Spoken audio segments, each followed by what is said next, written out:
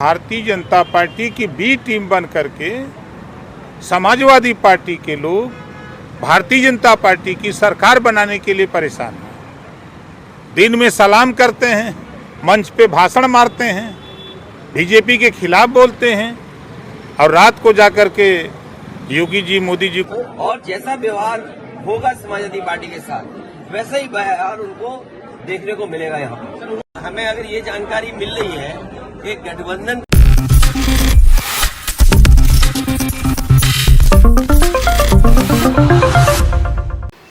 2024 के लोकसभा चुनाव को मद्देनजर रखते हुए हर एक राजनीतिक दल तैयारियों में जुट चुका है।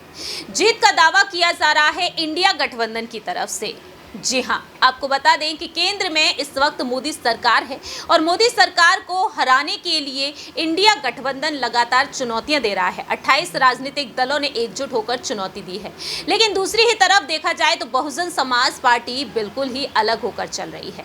ऐसे में देखा जाए जो 28 राजनीतिक दल हैं, उन 28 राजनीतिक दलों में कहीं ना कहीं दरार पड़ती हुई भी देखी जा रही है। दरअसल सपा प्रमुख अखिलेश यादव के सुर अब बदलते हुए देखे जा रहे हैं और इसी को ध्यान में रखते हुए अब यहाँ पर एनडीए का हिस्सा बनी सुहेलदेव भारतीय समाज पार्टी भी कई बड़े ऐलान कर रही है। बात करेंगे इस खास रिपोर्ट के जरिए सुहेलदेव भारतीय समाज पार्टी के राष्ट्रीय अध्यक्ष ओपी राजभर के बारे में। नमस्कार, मैं प्रांशी राठौर और आप देख रहे हैं नेक्स्ट 9 न्यूज। दरअसल आपको बता दें कि जहां एक तरफ अखिलेश यादव साफ तौर पर कहते हुए नजर आ रहे हैं कि यहां पर विधानसभा स्तर पर भी वह गठबंधन की उम्मीदें रख रहे थे, क्योंकि कांग्रेस के साथ इंडिया गठबंधन के साथ समाजवादी पार्टी भी जुड़ी। लेकिन देखा गया कि मध्य प्रदेश में जब विधानसभा चुनाव को मद्देनजर रखते हुए जब बात आई सीट शेयरिंग को लेकर, तो यहाँ पर कांग्रेस के सुर ही बदल गए, क्योंकि कांग्रेस ने यहाँ पर सीट साझा करना तक नहीं चाहा है समाजवादी पार्टी के साथ। ऐसे में देखा जाए तो अखिलेश यादव अब यूपी की विधानसभा सीटों को मद्देनजर रखते हुए अपनी बात रखते हुए नजर आए हैं और इसी चीज को देखते हुए अब ओपी राजभर भी मैदान में उतर आए हैं। अखिलेश यादव को नसीहत देते हुए नजर आए हैं। वह साफ तौर पर कह रहे हैं कि दिन में तो बीजेपी पर निशाना साधते हैं, लेकिन रात में वह सलाम ठोकते हुए नजर आते हैं मोदी और योगी को। ऐसे में देखा जाए तो ओपी राजभर यहाँ पर अखिलेश यादव को साफ तौर पर नसीहत दिए हैं और उनका कहना है कि प्रधानमंत्री नरेंद्र मोदी को एक बार फिर से प्रधानमंत्री बनाने की हम यहां पर कोशिश कर रहे हैं और एकजुट हो चुके हैं। तो सबसे पहले आपको एक रिपोर्ट दिखाते हैं क्या कुछ यहां पर कहा गया अखिलेश यादव की तरफ से, वहीं ओपी राजभर ने क्या किया। तो यहां पर आपको बताते हैं कि सियासी हमला इस तरह से यहां पर किया जा रहा है। या कोई दल क्या कह रहा है, इंडिया गठबंधन हम ही कंफ्यूज हो गए होंगे। इसका मतलब अगर हम उन मीटिंगों में बैठे हैं तो हम ही कंफ्यूज रहे होंगे। इसीलिए जिस व्यक्ति के बारे में आप बात कर रहे हो, मुझे नहीं पता कि कांग्रेस पार्टी का कौन व्यक्ति इस तरह की बात कर रहा है। हमें तो ये लगा कि जब मध्य प्रदेश के मुख्यमंत्री जो रहे, पूर्व में कई बार मुख्यमंत्री रहे, उन्होंने मीटिंग बुलाई और पूछा समाजवादी पार्टी से। हमने अपनी पूरी परफॉर्मेंस बताई, किस समय पर समाजवादी पार्टी के विधायक कहाँ जीते हैं। कभी 1 जीते, कभी 2 जीते, कभी 5 जीते और किस जगह हम नंबर 2 पे रहे। पूरी चर्चा हुई और रात भर 1 बजे तक समाजवादी पार्टी के नेताओं को जगाया उन्होंने और बातचीत की, पूरे आंकड़े देखे और आश्वासन दिया कि हम 6 सीटों पर विचार करेंगे। लेकिन जब रिजल्ट आया, घोषित की गई सीटें, तो समाजवादी पार्टी शून्य रही। अगर ये मुझे पहले दिन पता होता कि विधानसभा स्तर पर कोई गठबंधन नहीं है इंडिया का, तो हम उसमें कभी मिलने नहीं जाती हमारी पार्टी के लोग, न अपनी हम सूची देते कांग्रेस के लोगों को, न कांग्रेस के लोगों का फोन उठाते। लेकिन अगर उन्होंने ये बात कही है कि गठबंधन नहीं है, तो हम स्वीकार करते हैं गठबंधन नहीं है। और गठबंधन अगर केवल उत्तर प्रदेश में केंद्र के लिए होगा तो उस समय विचार किया जाएगा और जैसा व्यवहार होगा समाजवादी पार्टी के साथ वैसा ही व्यवहार उनको देखने को मिलेगा। यहाँ पर हमें अगर ये जानकारी मिल रही है कि गठबंधन केवल दिल्ली के स्तर पे, तो ठीक है, दिल्ली के स्तर पे जब बात होगी तो की जाएगी। एमपी सीटों पे अगर बात की जाएगी तब देखा जाएगा।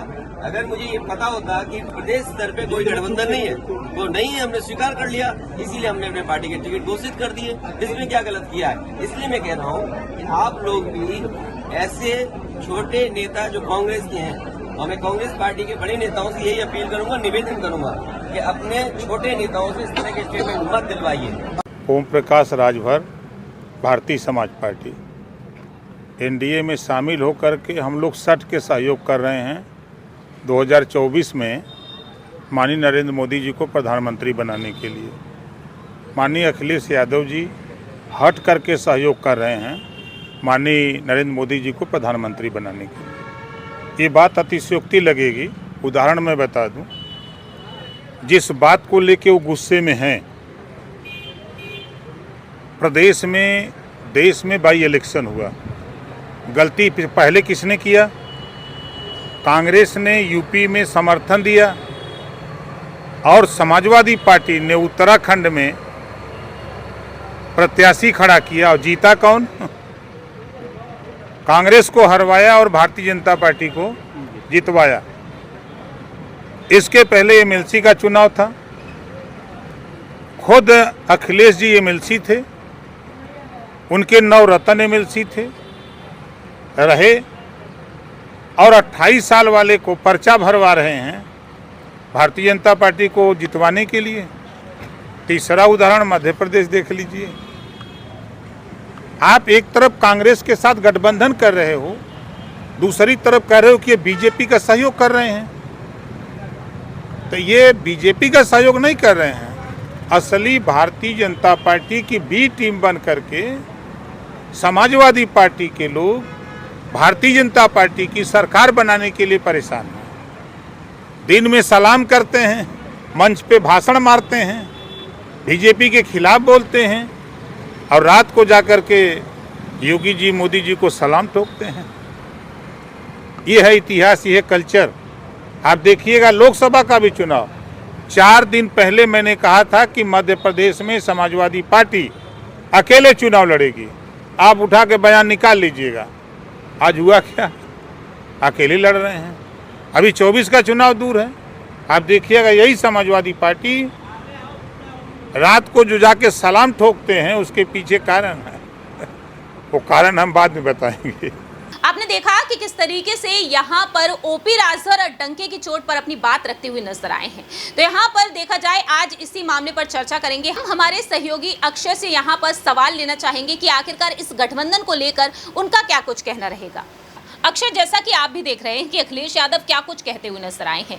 दूसरी ही तरफ मध्य प्रदेश से कांग्रेस प्रदेश अध्यक्ष कमलनाथ कहते हैं कि अखिलेश को हटाइए। यानी कि अब देखा जाए यहाँ पर कांग्रेस का सुर बदलता हुआ नजर आ रहा है। सिर्फ और सिर्फ यहाँ पर सभी दलों को इस्तेमाल किया जा रहा है 24 में जीत के लिए कांग्रेस की तरफ से कि राहुल गांधी को पीएम पद की दावेदारी के लिए आगे कर दे और वह प्रधानमंत्री बनते हुए नजर आ जाए।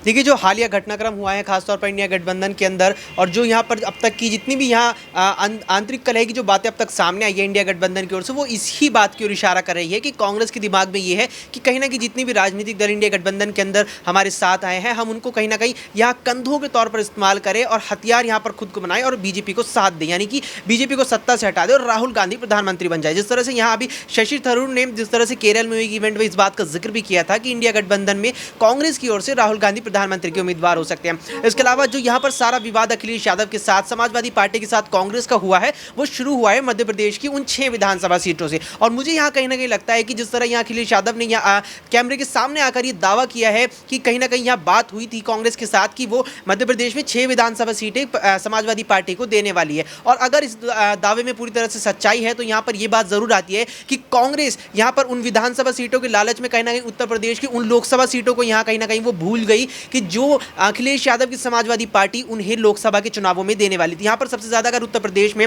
लोकसभा का जिक्र आता है कांग्रेस की ओर से तो रायबरेली और अमेठी सीट का जिक्र आता है। अमेठी यहाँ पर राहुल गांधी हार चुके हैं और रायबरेली में भी सोनिया गांधी की इतनी ज्यादा सक्रियता नहीं है, यानी कि जो चुनाव जो है 2024 के नजदीक आ रहे हैं, बावजूद इसके कांग्रेस का कोई भी नेता उत्तर प्रदेश की राजनीति में सक्रिय नहीं है। इसीलिए यहाँ पर समाजवादी पार्टी के माध्यम से और यहाँ पर इंडिया गठबंधन के माध्यम से कांग्रेस जो है अपनी पुरानी पकड़ जो जनता है यहाँ पर उत्तर प्रदेश की उसमें वापसी से बना सकती थी, लेकिन यहाँ पर कहीं ना कहीं उसने वो मौका खो दिया है। और जिस तरह से यहाँ पर जो 6 सीटों की यहाँ पर अखिलेश यादव ने जिक्र किया कि 6 सीटों पर बात हुई थी और उस पर ही यहाँ पर कांग्रेस ने अब मना कर दिया है, तो यही यहाँ पर कांग्रेस ने मुझे लगता है कि कहीं ना कहीं अपने पैर पर कुल्हाड़ी मार ली है। इसके अलावा जिस तरह से उत्तर प्रदेश यहाँ पर कांग्रेस के अध्यक्ष अजय राय ने कहा कि सपा की हैसियत नहीं है मध्य प्रदेश में कि उसे सीट दी जाए, तो ये जो विवाद है बहुत ज़्यादा बढ़ता जा रहा है। और यहाँ पर एक और यहाँ मुझे लगता है कि बात सामने आती है निकलकर, एक विवाद जो है यहाँ पर कहीं ना कहीं और ज़्यादा बढ़ जाता है कि जब हम देखते हैं कि अब तक जितने भी आंतरिक कलह की यहाँ बातें सामने आई है इंडिया गठबंधन के अंदर, वे कांग्रेस के साथ ही आ रही हैं। एक मैं घटना का पर जिक्र करना चाहूँगा, ज़्यादा पुरानी नहीं है। जब दिल्ली में G20 शिखर सम्मेलन हुआ था तो उसमें सत्ता दल बीजेपी के साथ साथ कई विपक्ष के नेता भी शिखर सम्मेलन में शामिल हुए थे। इसमें यहाँ पर सबसे ज़्यादा जो विवाद हुआ था वो ममता बनर्जी के शामिल होने पर हुआ था। हुआ क्या था कि ममता बनर्जी का एक फोटो इंटरनेट पर वायरल हुआ जिसमें वे अमित शाह और योगी आदित्यनाथ के साथ डिनर करती हुई दिखाई दे रही थी, जिसके बाद कांग्रेस के पश्चिम बंगाल से वरिष्ठ नेता और राज्यसभा सांसद अधीर रंजन चौधरी ने ममता बनर्जी के खिलाफ मानो पूरी तरह से अपना मोर्चा खोल दिया और ये बात तक उन्होंने कह डाली थी कि इस तरह से यहाँ पर ममता बनर्जी के जो जिस तरह यहाँ पर ममता बनर्जी नरेंद्र मोदी के द्वारा कराए गए इस कार्यक्रम में शामिल हुई है, क्या उनका मोदी सरकार के प्रति अब जो रुख है, क्या वो जो पहले एक कड़ा रुख रहा है, क्या वो नरम हो जाएगा। इस बीच लगातार यहाँ विवाद टीएमसी और यहाँ कांग्रेस के बीच देखने को मिला। इसके अलावा जिस तरह से आम आदमी पार्टी के अरविंद केजरीवाल ने मध्य प्रदेश में जाकर के चुनावों के लिए कांग्रेस पर हमला बोला था, तो मध्य प्रदेश कांग्रेस ने भी इस पर आपत्ति जताई थी, जिसके बाद एक बार फिर से आंतरिक कलह की बात आई। तो यहाँ सवाल ये खड़ा होता है कि जो भी आंतरिक कलह की बातें यहाँ निकलकर सामने आ रही है, वे आंतरिक कलह सभी राजनीतिक दलों की कांग्रेस के साथ ही क्यों नहीं है। अब तक हमें ऐसा कुछ भी जानने को या कुछ भी ऐसा सुनने को क्यों नहीं मिला कि समाजवादी पार्टी या आम आदमी पार्टी के बीच विवाद होता है आम आदमी पार्टी का कांग्रेस से, विवाद होता है समाजवादी पार्टी का कांग्रेस से। तो कहीं ना कहीं कांग्रेस को जो है वो अपनी रणनीति पर थोड़ा और ज्यादा विचार करने की जरूरत है अगर उसे 24 का किला फतेह करना है। अक्षय, यहाँ पर एक और सवाल यहाँ पर ये रहेगा, रायबरेली अमेठी का आपने जिक्र किया, तो रायबरेली अमेठी का दौरा करते हुए तो अखिलेश यादव भी नजर आए, जिसके बाद कहा गया कि वह अपने प्रत्याशी को आगे करेंगे। कैसे देख रहे हैं कि अब यहाँ पर अखिलेश यादव वाकई में वही चीज ठानते हुए नजर आएंगे? लोकसभा चुनाव को ध्यान में रखते हुए अब गांधी परिवार की जो गढ़ मानी जाती हैं 2 सीटें, हालांकि अब तो अमेठी नहीं मानी जाती क्योंकि वहां पर बीजेपी से अब सांसद स्मृति ईरानी है, तो ऐसे में आप कैसे देख रहे हैं, क्या वाकई में यहाँ से अब है अपने उम्मीदवारों को उतारते हुए नजर आएंगे 24 में? दूसरा बड़ा सवाल ये है, क्या वाकई में अब यहाँ पर इंडिया गठबंधन में टूट पक्की नजर आ सकती है? देखिए प्रियांशी, जिस तरह से 2014 के लोकसभा चुनाव और 2017 के विधानसभा चुनाव और खासतौर पर 2019 के भी लोकसभा चुनावों में समाजवादी पार्टी का प्रदर्शन उत्तर प्रदेश में बेहद खराब रहा था, लेकिन जो 2022 के विधानसभा चुनावों से समाजवादी पार्टी ने प्रदेश में वापसी की है वो बताता है कि समाजवादी पार्टी और साथ में कुछ और राजनीतिक दल अगर वे मिल जाएं तो वे बीजेपी को यहाँ पर झटका दे सकते हैं। और जिस तरह से आपने रायबरेली और खासतौर पर अमेठी का यहाँ मुझसे सवाल किया, तो उसका देखिए सीधा जवाब मुझे लगता है कि अखिलेश यादव कहीं ना कहीं यहाँ पर गठबंधन, इंडिया गठबंधन के माध्यम से रायबरेली और अमेठी की सीट जो है वो कांग्रेस को दे सकते थे और कहीं ना कहीं इस पर हो सकता है चर्चाएं भी हुई हो। लेकिन जो विवाद हो गया है उसके बाद जिस तरह से यहाँ पर अखिलेश यादव के जिक्र किया कि वो यहाँ पर रैलियां कर चुके हैं रायबरेली अमेठी में, तो अब ये विवाद अगर जिस तरह से चल रहा है, अगर ये बढ़ता है तो अखिलेश यादव खुद के भी प्रत्याशी यहाँ पर उतार सकते हैं। इसके अलावा एक आखिरी सवाल आपने जिस तरह से मुझसे किया कि जिस तरह से ये जो विवाद हुआ है क्या इंडिया गठबंधन में इससे यहाँ पर टूट पड़ चुकी है, तो देखिए निश्चित तौर पर लग तो यही रहा है कि इंडिया गठबंधन में टूट पड़ चुकी है, क्योंकि गठबंधन में कभी भी इस तरह को देखने को नहीं मिलता कि लगातार यहाँ पर दोनों ही दलों के नेताओं द्वारा कभी कोई नेता टिप्पणी करता है तो कभी यहाँ पर एक दूसरे के द्वारा लगातार जिस तरह टिप्पणी चल रही है, तो ये कहना गलत नहीं होगा कि कहीं ना कहीं टूट पड़ चुकी है, दरार कहीं ना कहीं आ चुकी है इंडिया गठबंधन में। वाकई में देखा जाए तो और यही बड़ी टूट यहाँ पर मोदी सरकार के लिए काफी फायदेमंद साबित हो सकती है एनडीए के लिए, क्योंकि 24 में लोकसभा चुनाव होंगे और इन लोकसभा चुनाव के लिए बीजेपी की तरफ से एक बार फिर से नरेंद्र मोदी जी को ही आगे किया जाएगा पीएम पद की दावेदारी के लिए। ये ऐलान अमित शाह की तरफ से पहले ही कर दिया गया है।